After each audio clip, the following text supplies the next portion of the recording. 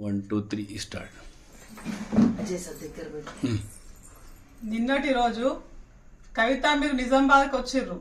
కవితమ్మ ఇంకా ఏం మొహం పెట్టుకొని నిజామాబాద్కి వచ్చి నువ్వు పబ్లిక్ లో షో చేసి మాట్లాడుతున్నావు?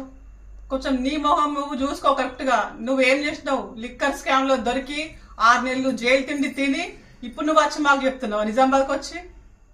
మేము వచ్చి మా కాంగ్రెస్ పరిపాలన 1 year అవుతుంది. సీఎం రేవంత్ రెడ్డి సార్ ఎన్ని డెవలప్ 6 చెప్పి హామీలు 6 ఇచ్చిండు.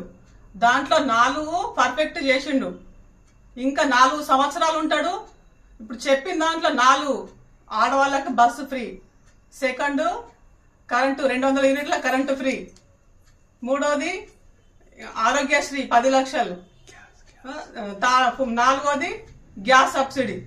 మీరు ఏం చేసినారు మా 10 సంవత్సరాలు ఉండి ఇప్పుడు మాట్లాడుతున్నావు? మీ అన్న, మీ నాయన, నువ్వు, మీ బావ ఏం చేసారు?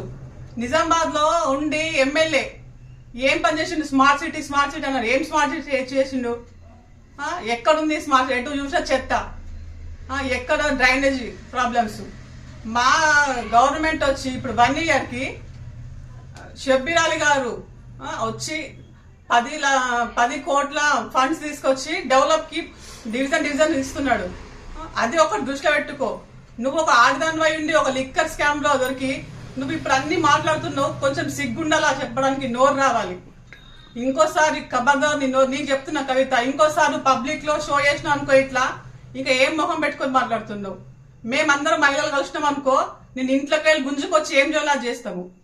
ఇంకొకసారి మా సార్ గురించి, రేవంత్ రెడ్డి సార్ గురించి, కాంగ్రెస్ గవర్నమెంట్, సోనియమ్మ గాని నువ్వు కాళ్ళు మొక్కి వాళ్ళ కాళ్ళు మీద చల్లుకున్న తక్కలేదు నీ అసలు. నువ్వు అసలు ఏం మాట్లాడే అవసరం లేదు. నువ్వు ఎట్లా వచ్చినావు అట్లా వెళ్ళిపోతేనే బాగుంటది. Very good.